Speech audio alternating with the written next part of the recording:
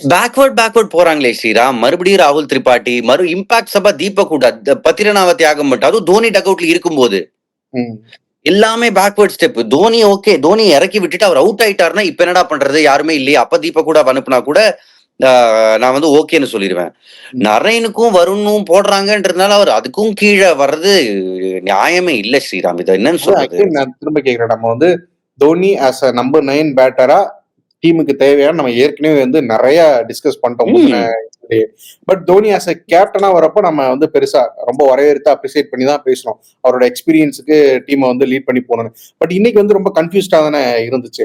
ஒரு கேப்டனா batting order எனக்கு ரொம்ப ரொம்ப கொஸ்டினபிளா இருக்கு ஸ்ரீராம். தீபக் ஹூடா வந்தது, ராகுல் திரிபாட்டி ஸ்ட்ரகிளிங்னு தெரியுது. சரி ஓகே, ஐ திங்க் அடுத்த மேட்ச் மாத்தணும்னு நினைக்கிறேன். அடுத்த மேட்ச் ஃப்ரெஷ் பிளட் வந்தே ஆகணும்.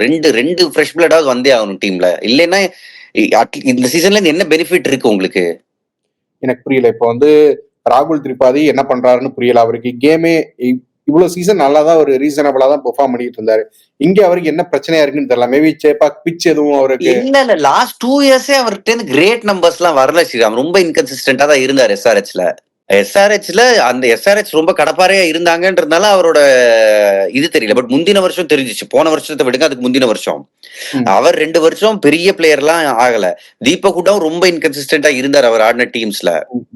அவங்க மேபி பாஸ் தே பிரைம். ஃப்ரெஷ் பிளட்டுக்கு கொடுக்கணும் சான்ஸ்.